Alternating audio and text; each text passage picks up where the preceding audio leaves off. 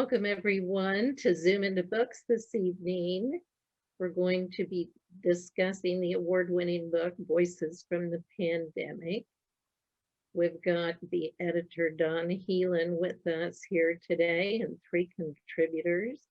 And I'm going to turn it over to Don. Take it away.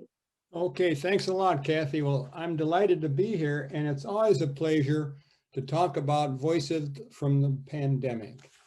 We're very proud of the fact of all the awards it's gotten. At the time we originally started this in the early spring of 2020, we had no idea that once this book was published, we have 32 wonderful stories in there, that it would win an honorable mention at the New York Book Festival.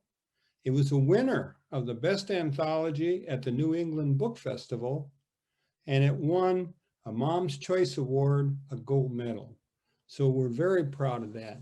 What I'd like to do is just take a couple of minutes to introduce, for those of you that are not familiar with memoirs, just a quick introduction to a memoir. And then I'll be introducing each one of our authors, and we're delighted. We have 3 Zoom in the Book authors, all of whom are award-winning authors and have books of their own. And so we're lucky to have the quality of writer that we have. But let me just talk for a minute about a memoir. Now, a memoir is a journey through the writer's past. And I think it's important to realize it's not an autobiography, but it's just a short time. It's just what I call a slice of life. And we found that that trying period between January of 2020 and July of that year was just incredible, just incredible.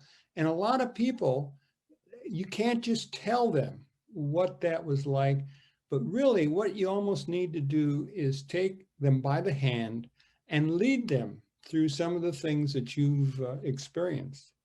And what our authors do is they use creative nonfiction. It's very useful as it helps bring scenes alive, because the writer transforms real people into quality characters on the page. Now, we've tried to capture a wide variety of authors. Some of the stories are from healthcare workers. We've got educators.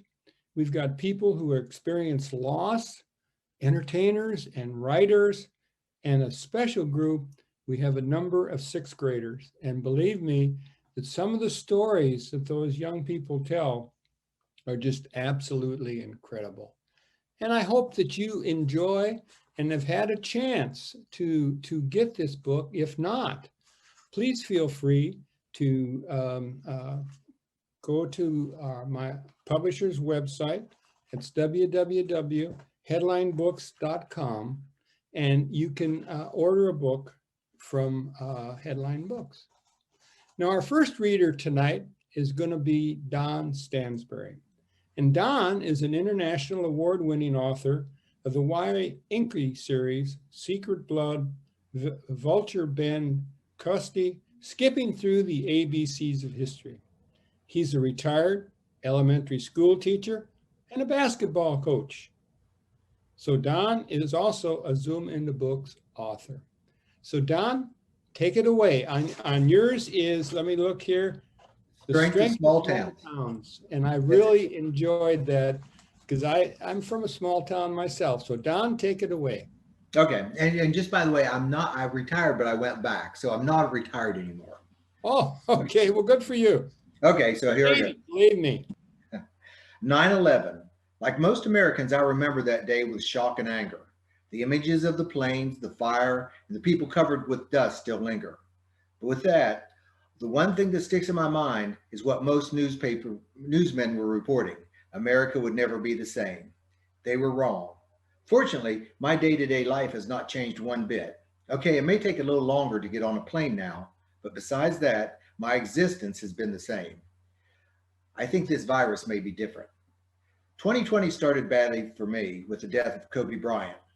I'm not much of a news person, but I did watch TV as the terrible news of the helicopter crash worsened. Around that time, we became aware of something happening in China, but it seemed like there was always something happening in that part of the world.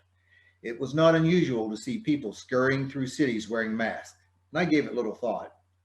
But I am a sucker for a good conspiracy theory.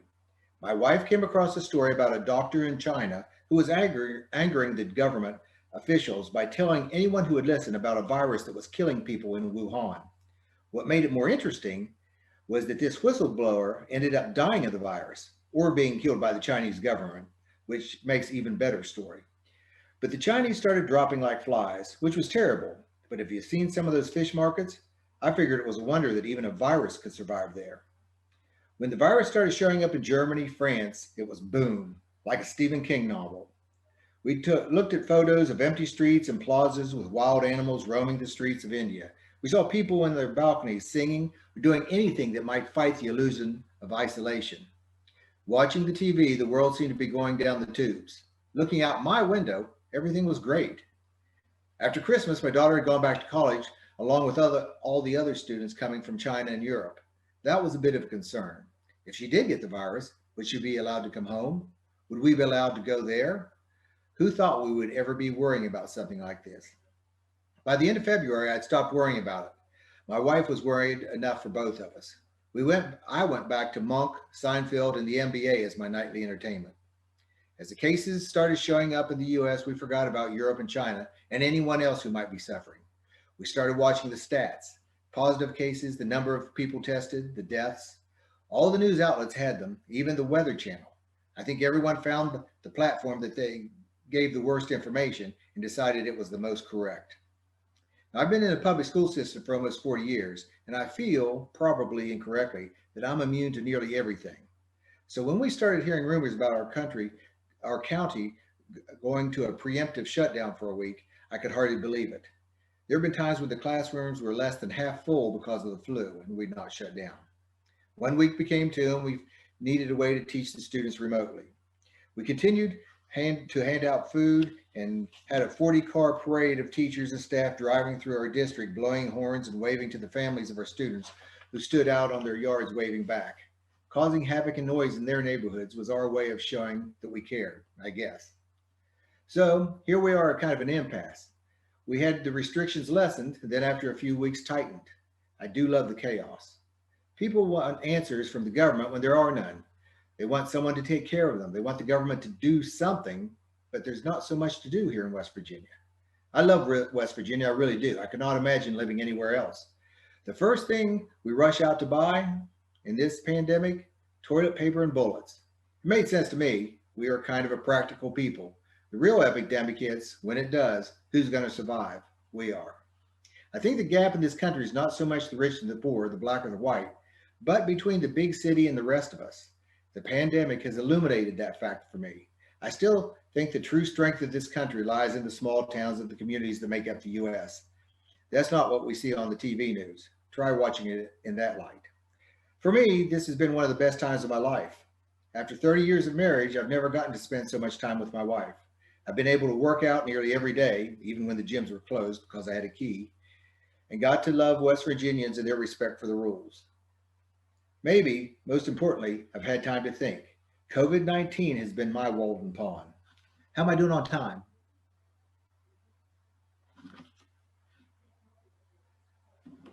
Sorry, couldn't hear you. You're fine, Don. Okay, I got about a page left, if that's okay. Yeah, you're fine. Take Okay. your time.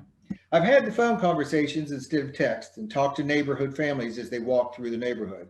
I've been able to write some short stories and finished up my part of a new children's book. Initially, pollution worldwide went down. It was fun to see the before and after pictures. But now the landfills are overflowing with takeout containers and Amazon packaging. I'm not really a computer person, but it would have been interesting to see how we would have fared without online ordering or food and merchandise. It became a pastime for many people. The worst part for me is the masks. I'm not going to rant. I'll just say that most doctors I've talked to say that if you're wearing a mask, you're not going to be any more protected than if the person next to you is or isn't wearing one. I remember a time a couple years ago when people, even some seemingly intelligent people, were going on about a zombie apocalypse. I think it's here. I see mask wearers moving slowly with dead eyes through stores. It's hard to talk, so no one does. I've walked right past by people that I've known without speaking to them because I wasn't even sure it was them. Put on a hat and a mask and everyone looks alike. I guess those stagecoach robbers knew what they were doing. I figure we're all going to get the virus sometime or another. The prevention now is not really a prevention, it's just a slowdown of the virus, so the hospitals will not be inundated with cases. Then it'll come around every year again, like the flu or the avian flu. Around 35,000 people died of the flu in 2018. I wonder if we can estimate that COVID-19 will take that number each year. I know we might have a vaccination by next year. We also will have one for the flu right now. Just as generals know they'll use men on dangerous missions, we will sacrifice a few to get to the virus to get the economy back up and running. I think that's why there's pressure to lessen the restrictions. After all, nearly 37,000 people die in car accidents in the US each year, and we've not banned cars. Each generation loses something but gains something else. We may have lost the custom of shaking hands for good, smiling at each other in grocery stores, or hugging old friends. Those things were important to us. They may be forgotten by the next generation. Our society will have lived through this pandemic and changed with it, and hopefully for the better. Okay, thanks, Don. I enjoyed that, and we look forward to some questions and answers in a little while. Well, thanks for the opportunity. Yeah. Our next reader is Kristin Leonard. Krystian is an award-winning author of The Shining Scars, which is dedicated to helping children cope and embrace their visible scars. She is the president and founder of Shining Scars, a nonprofit dedicated to helping children cope and embrace their visible scars. She's a TED speaker, an actress, pageant competitor, and a Zoom into the book author. Kristin, take it away. Thank you, Dawn. My chapter for this book is called My Life with COVID-19. In March of 2020, I was in the midst of a senior project at WVU, working with some great young women who had brilliant ideas for our project to surpass the grading scale and hopefully get published by 100 Days of Appalachia. We were ready to launch our interviews and even set dates to travel together in and out of the state to visit some music performance halls. Spring was around the corner, which meant so was spring break. Then our professor asked for a mandatory meeting with all the seniors and told us news that would change all of our plans. Meetings, interviews, and our projects would be postponed until further notice. We were told to go home, wherever that may be, to stay alert for emails concerning our projects, and I received a call from a friend urging me to stock up on any flu medication and necessities as soon as possible and head directly home until the news broke. COVID-19 would take over our projects and our future plans. Going home that day, I felt a real terrifying fear. How serious would this disease be? Would it be in my hometown? How many people would I personally know be impacted by it?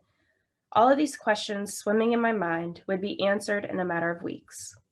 I was furloughed from my waitressing job. My mother had to start working from home, and grocery store runs were so stressful we left with barely enough supplies and sanity to make it through the week. This led to my family giving up on going to the grocery stores altogether and using services such as Instacart so we wouldn't have to be overly exposed to others. Even using a grocery service led us to sanitize our bags of food and supplies on our front porch. Taking shoes off in the garage and spraying them with disinfectant, removing clothes immediately in the laundry room and putting them in the wash, then taking a shower became the routine if any of us went anywhere outside our home. It even came down to the point of not allowing my boyfriend to come over at all, and I would have to stay down with his family for days at a time if I wanted to see him at all. It was so scary, and the uncertainty of who could catch the virus was extremely stressful. In the beginning, my mother and I would barely even hug each other because of the fear that one of us was carrying the disease and could possibly transmit it to another one. I worried about my internship. I was hired in February, and I dreamed of getting hired full-time after the semester was over. But with this virus destroying jobs across the country, I had no idea if I would even last as an intern. Every day on every news channel, social media outlet, and more, we're all focused on COVID-19. There is no outrunning this ruthless disease. As the death toll increased, my fear for loved ones went along with it. I had family members with underlying health conditions such as diabetes and heart disease. Every day I said a small prayer for protection over them. My heart broke every time I read a story about families losing loved ones and hospitals struggling to stay safe and still help those suffering from this virus. My aunt is a nurse, and every time she was in contact with someone diagnosed with COVID-19, she let us know, and my concern for her safety was at an all-time high. As the days continued, so did the theories about how and why we were under attack from this deadly virus. Images from around the world showed so many people trapped in their homes, fearing for their safety. Media outlets were relentless, bombarding us 24 hours a day. Social media was rampant with conspiracy theories, and so we hid. We stayed home, and when we started to gain focus on things that were most valuable, our families. I got busy with my internship and then thankfully was offered a permanent position. And how incredible to be offered this opportunity in a time when so many were experiencing great loss. My new job gave me greater focus and energy. I happily ordered a new desk online and set up shop in my room. Focusing on things I could control gave me a sense of stability. I eagerly worked and processed all of my new hire duties and celebrated by taking my dog Luda out on beautiful long walks, breathing in fresh air and telling myself everything would get better. It had to get better. I wanted to keep my job, and now the fear and chatter that schools would be canceled indefinitely terrified me. What would our world look like without the current education system? Learning online would be such a challenge, and I was a little jealous of children who were sent home from school. It seemed like every child's dream, but a real nightmare for educators and parents. Slowly but surely, we discovered our circle of friends and family, thankfully, did not have any COVID cases. And once our routines became established, a sense of new normal came into play. Ordering our groceries, cooking, walking, working, then looking for projects to fill in the gaps gave peace of mind. I'm used to a really busy travel schedule, and when all of my booked events were canceled, well, I was just left with me and my family and my sweet boyfriend. We spent those days really reflecting on what it means to be alive in this crazy time. My life had been somewhat sheltered from hardships. My family experienced 9/11, but I was so young I don't remember it. And here we were living through a global pandemic, wondering if we were going to get sick or worse, make someone we love sick just by giving a hug or sharing a laugh or having a meal together. Every week we waited to hear what the next shortage would bring, so we restocked when we could.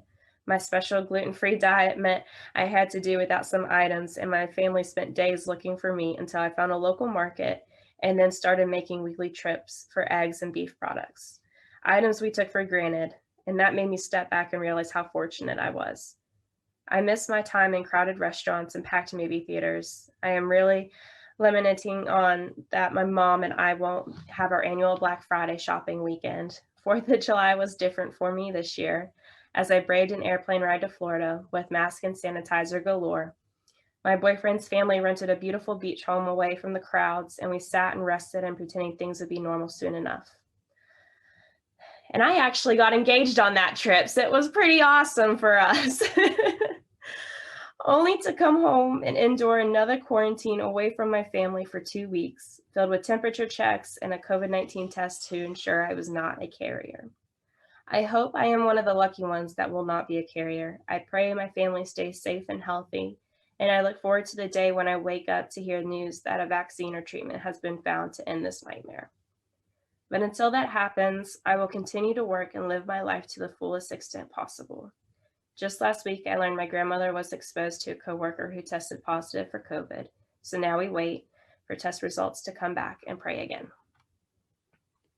Well, first of all, let me congratulate you on getting engaged. That's wonderful news. That's really really exciting, and thank you for reading for us. And we look forward to questions and answers. And now what I'd like to move is to Dr. Sabrina Runyan.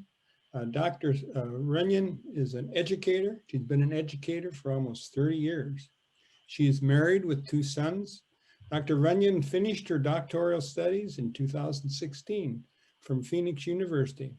Her first book, Sabrina's book, is a multi-award-winning book. It came about as a poem to her fellow doctoral classmates in her first year of her residency. The sequel Kindergarten Capers was released in 2020. Sabrina is a Zoom into Books author, and her memoir is titled My COVID-19 Experiences. Sabrina, please tell us read it for us. Thank you, Dawn. March 12, 2020. I, along with hundreds of West Virginia educators, made our way to hotels in Roanoke, West Virginia, in anticipation of attending the West Virginia Mathematics Conference at Stonewall Jackson Resort. The next morning, I received a call from my assistant superintendent informing me that Mingo County was canceling schools because of flooding and road issues. Several calls later, I was told that schools would be canceled due to COVID until further notice. I was running late, but I didn't want the teachers from my county to worry, so I was speeding. I did get stopped by a nice police officer who asked where I was going. After telling him the situation, he said that I had too much to worry about besides getting a ticket, so he issued me a warning. Thank the Lord. When I got to the conference, people were already leaving, afraid of the virus. Most of the attendees stayed and participated in the conference both days. The situation worsened. Teachers across the nation were asked to do online teaching. It was a difficult time for students, parents, and educators. Our county was at a disadvantage because our staff was not in their buildings to make plans or get supplies because of the school closing. The governor made a declaration that schools would feed the students throughout the remainder of the year and summer. I helped pack up food and rode a school bus to help deliver the meals. This was rewarding. People went crazy, buying up all the toilet paper, Clorox wipes, baby wipes and diapers, water, masks, gloves, and groceries. Fortunately, I had ordered toilet paper, laundry detergent, dryer sheets, Kleenex tissues, and paper towels and had them delivered from a specialty store. Stores began limiting items to 1 or 2 per customer. Deep freezers were bought by people who had bought all the meats and other freezer items. The news was scary, showing videos and pictures of entire hospital floors of patients with COVID and stores with empty shelves. The death toll kept rising. Some states went into lockdown, not allowing people out of their homes. There were inspiring pictures and videos of neighbors helping those who needed help. The frontline workers at hospitals were getting positive attention, with businesses offering free food and products to them. Ironically, I was supposed to be part of an educator team that was supposed to travel to China for 10 days in April. This was canceled very quickly when the news of COVID-19 hit. I had completed my paperwork, had my passport ready, and was so excited. I was so disappointed not to get to go. My husband and I had bought a new home in December, so COVID allowed me to be at home for a while to paint and do some decorating. I had to order most of the furniture online, so I did a lot of furniture assembling. Most places were shut down: restaurants, fast food places, large and small businesses, beauty salons, and doctors' offices. After a while, many places began doing virtual meetings, including doctors. My husband was allowed to stay home for 4 days, but had to return to his office. My older son, an essential worker, worked every day. His wife, a beautician, had to stop doing hair, but her online business flourished. My younger son was off work for 2 weeks, but then had to return. His wife, a nurse, worked every day. The hardest part of COVID was not being around my family and going to church. I stayed away from everyone except my younger son and his family. I babysat my youngest granddaughter a few days per week. After a couple of weeks into the pandemic, I was involved in online team meetings for the WVDE, our district office, and our collaborative partners. Some days were spent sitting at my dining room table on a computer for many hours. For some of those meetings, my younger granddaughter was on my lap. The central office staff went in at odd times to get things accomplished, but not everyone came in on the same day. At this point, we were already working on a re-entry plan for the upcoming school term. My older granddaughter turned 1 year old on March 21st, but we didn't get to see her. My son did a FaceTime call so we could see her with her presence. My younger granddaughter turned 1 year old on April 7th, so her parents brought her to our home to do a Facebook Live video of her as she opened her gifts. Easter was sad. No church services, no grandchildren hunting eggs at our home. We did get to see our oldest grandchildren from their porch through a glass door for the first time in a month. My husband and I were teary-eyed as we drove away. Churches around the country were closed, but many began doing online services. Some churches had drive-in church. Our church did this for a few weeks. It was wonderful to see the other church members, even from a distance. My dad, sister, brother, and sister-in-law attend my church, so I got to see them. Many incentives were given to people. A stimulus check per family member was sent to people who qualified. Each student was given money on a card to help with purchase food, and our state school system continued to feed the students. People on unemployment were given an extra $600 per week. My dad, siblings, and nephews built my dad a house during this time. They were together throughout the entire pandemic. I was not involved because I wanted to continue to watch my granddaughter. I felt guilty, but I wouldn't risk getting exposed to the virus. When the number of cases began decreasing in our area, certain businesses were allowed to reopen with restrictions. The beauty shops opened back up. This was a good thing because everyone who has to dye their hair was looking pretty rough, including me. I had to text my daughter-in-law when I arrived at the shop, and everyone had to wear a mask. They cleaned everything every time someone touched something. Other stores began opening. There were lines of people waiting to get into the stores. The stores could have only 50% capacity. Although businesses had signs that masks were required, so many didn't abide by the rule. Organizations had to cancel conferences, conventions, proms, graduations, etc. I was supposed to have been in Texas for 2 weeks in June for the National Beta Club convention. As a board member, our organization decided to hold a virtual convention. I was supposed to be in Florida for a few days for a model school conference at the end of June. The conference was held virtually also. Not getting to travel to these events was very disappointing. Just like many people staying home, I was gaining some weight. On May 7th, I began a new health journey. It has expanded into becoming a certified health coach with the company. It has changed my life. I am smaller than I have been in years, and I hope to decrease my medications. May 10th, 2020.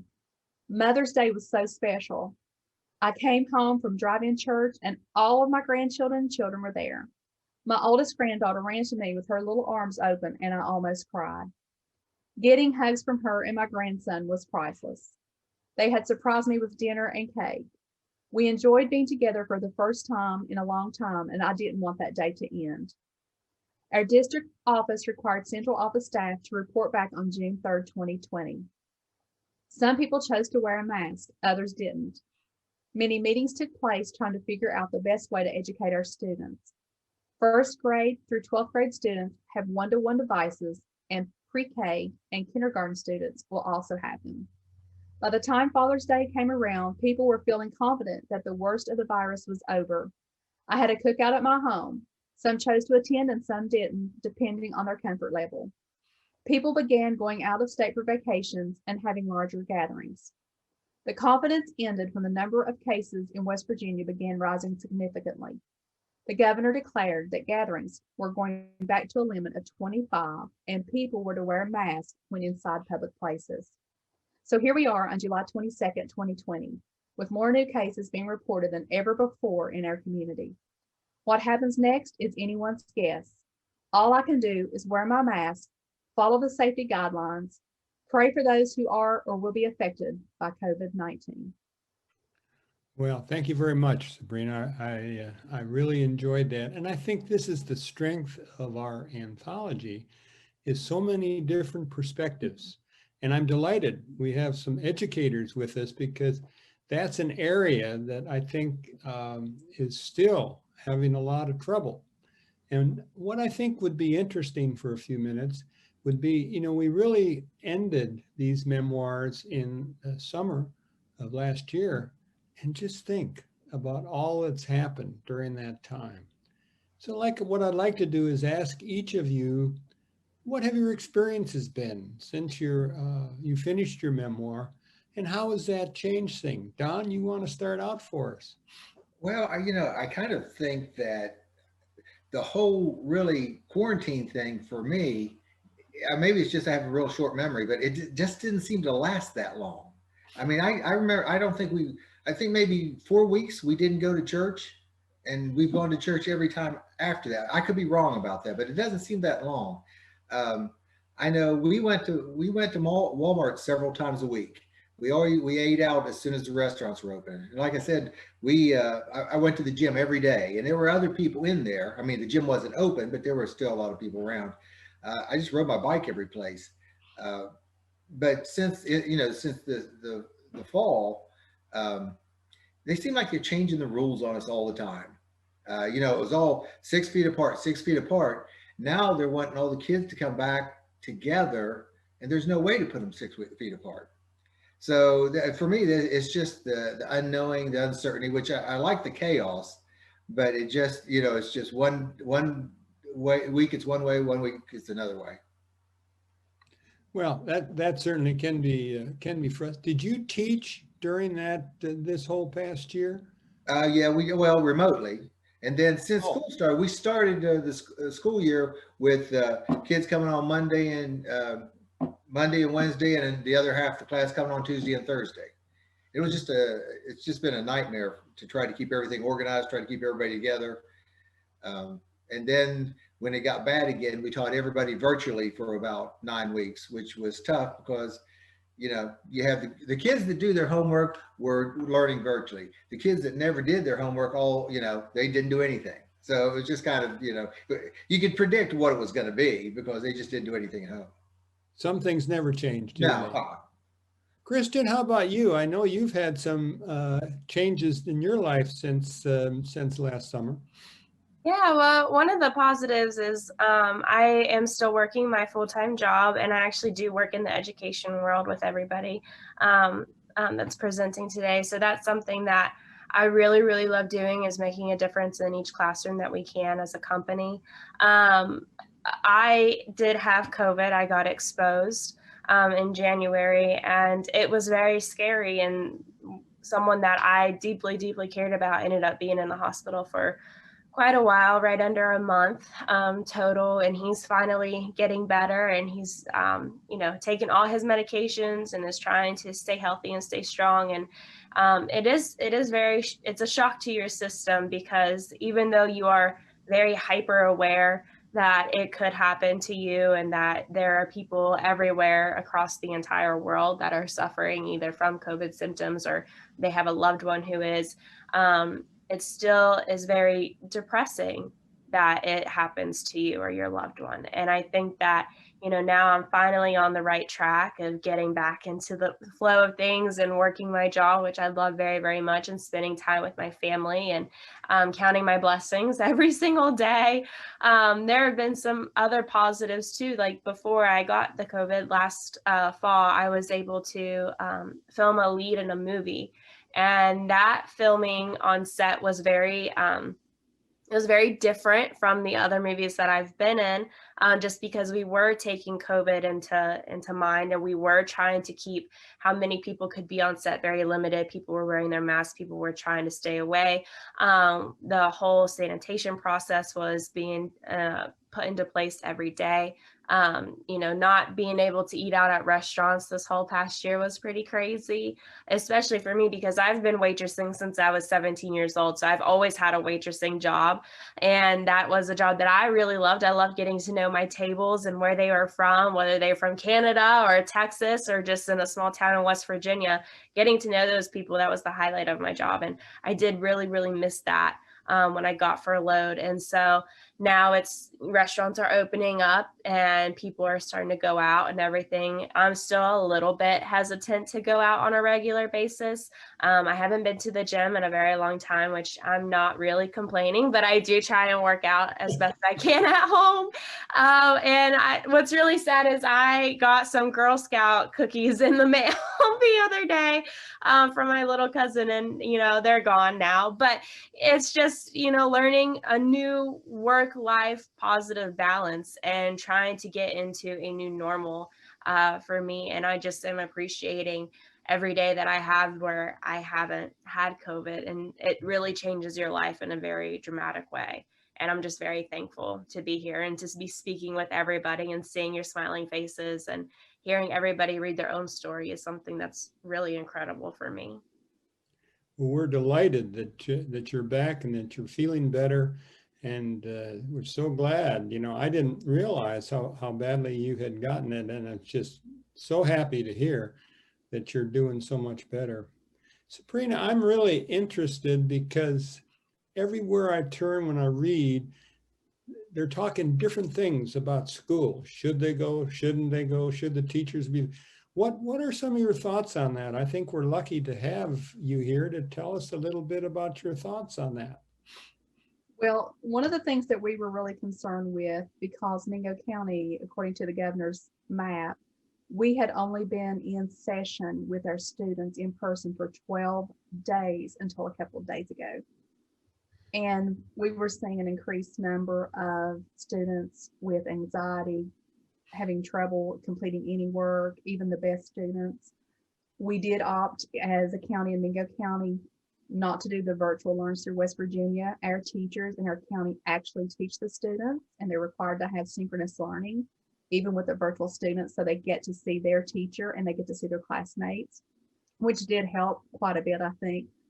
We did hire as a county some extra mental health care workers for not only students, but for staff members. So those people were put in place even before our students came back, just to help with any issues that the adults had, even with the thought of being afraid that the students are coming back. And, you know, what if they catch the virus and they go home to someone who has an immune disorder at their home, their spouse, their children, or maybe their parents.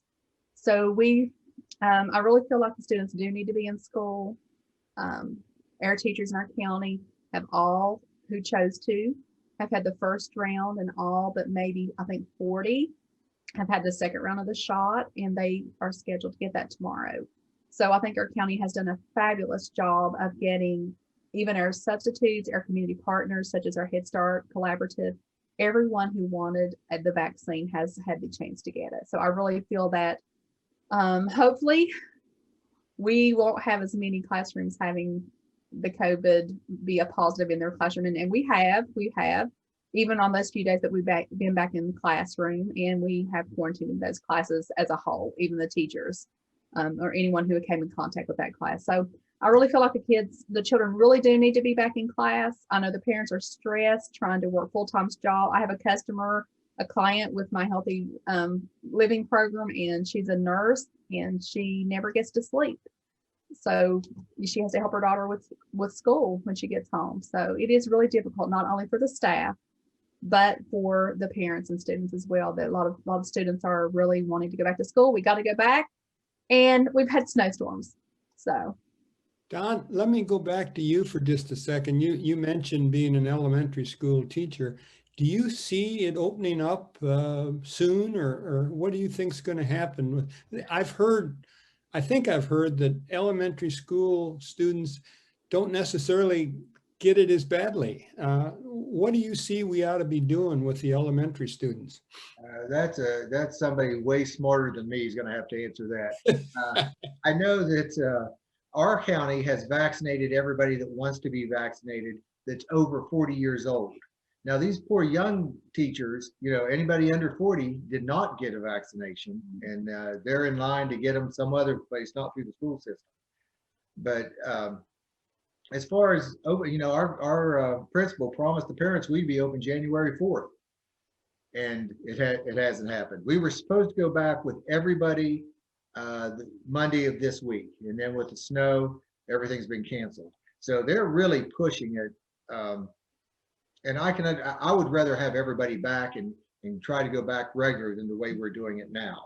Okay. I think most of the county would, because I do think the kids need to be there, you know, but I don't know. The kids that don't get it, you know, they can take it home to their parents and grandparents who are with them, and they may be able, you know, to catch it worse, you know, and it would be a bad situation for everybody. It's just going to spread things. And I don't know. Like I said, we may have to sacrifice a few to get everything going back right again. But it's going to be a while. And some of the people in our county who have had the vaccination for a couple weeks, both shots, are still testing positive. So our nurse said that it is not a stop to the virus. It only lessens the symptoms. It is a double-edged sword, isn't it, Dawn? It really is a double-edged sword. Yeah, To you go get, back you or get, not to go back.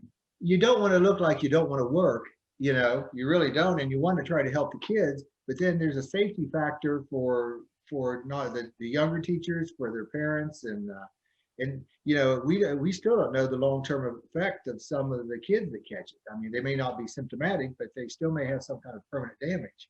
So like I say, there's no good situation. There are some I've heard that, you know, it's hard on the kids to be at home and be doing everything remotely. And some of them even get pretty depressed about that. Is that a significant problem, Sabrina, that you've seen? Or?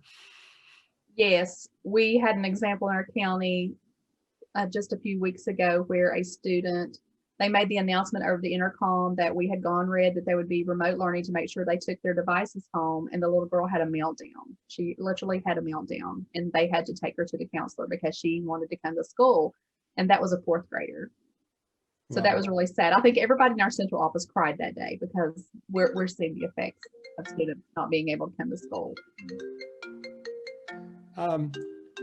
Kristin, I saw in your bio that you're an actress, and you also mentioned that you are on the TV set. Can you tell us what that's like?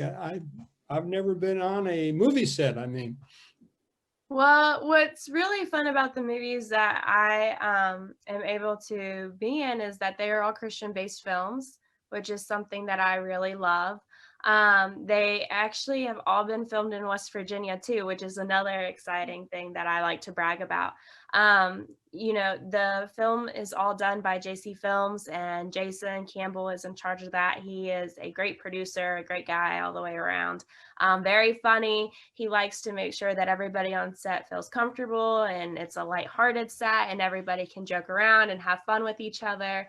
So it's not super stressful or anything. Normally it is very funny. And even half the time when I show up, I might show up one day and I'm ready and prepared to read a script, and they changed the script like 30 minutes before I showed up. So I never know what I'm going to be saying on camera, but it's a wonderful journey every time I show up. I've been filming in high schools and gyms and people's houses. They volunteered their houses where they've actually left for an entire week at a time, and we set up in there, and then they come back a week later and we have to rearrange everything and put their pictures back up to where they were. Anywhere from local businesses to inside cars. My car is in this Break Every Chain film multiple times, and they had to change my license plate on it in case anybody was going to try and figure out, oh, I know her, she was in that movie, which I don't think would ever happen, but they wanted to just be super safe about it. And right now, the Break Every Chain movie is going to be having its first premiere in Phoenix, Arizona this weekend. And unfortunately, I'm not going to be able to be there, but I am going to be at the West Virginia premiere, which is going to be happening hopefully in the next couple months, given everything with COVID and the amount of people that we can have in one place. I know my family is super excited to see the movie. It's my first big lead in a movie, and I'm just really excited for the story of that movie to be shared. Jonathan Hickory, he's a wonderful man. It's based off of his book, Break Every Chain, and his story dealing with alcoholism, finding Christ, PTSD, working as a police officer at such a young age, the loss of his dad. It's an incredible story, and I am very, very lucky and blessed to be able to play his wife, Stacy, in the film. So I'm very excited for that story to come out. Congratulations. Thank you very, very much. Were you a child actress, or did this come later in? Or? No, I actually never thought of myself as an actress. I never had the dream as a little one to be in movies or on TV or anything. This kind of just stumbled into my lap. Jason Campbell found me on Facebook and started messaging me and said, hey, I would like for you even to be involved with your nonprofit, because the first movie I was in is The Zombie Club, and it is an anti-bullying film. And incredibly, people love them. Yeah, they do. And I was just prepared to go and speak to the kids about my platform and what Shining Scar stands for. And my own journey with being bullied at a young age. And then he ended up throwing me in the movie. And then from then on, you know, that's how I was actually chosen for Break Every Chain. Jonathan Hickory and his wife Stacy watched the Zombie Club and they said, we like that girl. She's got some attitude in there. And they thought that I would be a good fit to play Stacy, which, I mean, again, like I said, Stacy and Jonathan, they're a great couple. They are a wonderful family. They still reach out to me and send me little care packages, and I'm in constant contact with them. I love them a lot. Well, you're going to have to keep us up to speed about what movies we ought to go see so I can stand up and say, I know her. That's pretty exciting. You know, that's one of the interesting things with the anthology is that all of us have been hit in such different ways. I know Joe Coleman is just an incredible singer. And his memoir is When the Music Stops. And all of a sudden, he's a internationally known singer from the Platters. And all of a sudden, here's a guy of that reputation that has no gigs. And then we're all authors, and it's really hard to do any signed. So the world has really changed. And I think the exciting part about the anthology, and I think why it's going so well and people are so excited to read it, is that we've got so many different people. We've got healthcare workers, and I remember when this was first started, I think it was Governor Coleman used to say, let's applaud these healthcare workers, and we all applaud, but we had no idea what they were really facing until we read some of these stories and incredible things that they went through. Well, I think this has been terrific. And I wonder, Kathy, if we have any questions from our friends on Facebook. We don't have any questions, but I know that all of you all are award-winning authors. And I have had people ask me, oh, quite often, do my authors do virtual school visits or book club visits or library presentations? So would you all speak to that? Do you do that? And how can people get in touch with you to arrange that? Don, how about you? Sure, I do anything like that. I do anything Kathy tells me to do. You're smart, man. You're smart. I guess everything I've done so far, they've gotten in contact with Kathy, and then she's contacted me through them. Okay. Sabrina, how about you? Yes, I've actually done workshops for early elementary teachers and for staffs at different schools. A lot of them want to know how to present my book. It's Sabrina's book, because it is about my life growing up in the hills of West Virginia in poverty. And we didn't have any books. I got my first book from someone who gave my mother a book. She couldn't remember who it was at the age of 3. And that's my story. So I think that's very relatable, and people want me to come to talk to their teachers, and that helps them to understand some of the children that they have who may be growing up in poverty as well. I have a Facebook page, Sabrina Runyan Books or Sabrina Runyan. And I also have my email, and as well, Kathy. She always is right there on top of things, letting us know when people need things from her authors. Absolutely. Kristin, how about you? Yeah, I actually just did a virtual event last night to talk about Shining Scars and my experience with everything with Preston County's After School Explorers program. And I'm actually going to be doing a pre-recorded reading for them as well, because the entire month of March, they are going to be hosting West Virginia authors. And they are just so excited for their kids to hear from authors who were either born in West Virginia or raised here, and that they were able to, you know, become accomplished writers and be able to be published. And I think those kids are very excited too. And I have a Facebook page. You can either find me at my name, Kristin Leonard, or Shining Scars. I'm on most social media platforms, including Twitter and Instagram too. And again, like everybody else, Kathy, she is on the dot with everything. She knows who to talk to and who to get you in front of. So that's really, really awesome. Dawn, I'm fortunate. also, I'm sorry. Also, my book, Sabrina's book, was featured on the West Virginia Learns platform. So Okay. if anybody wants to hear a reading of that and just a little bit about how that came about, that's on there as well. And maybe Kristin and Dawn, have you been approached by them? If not, I can send them your way. I would love that.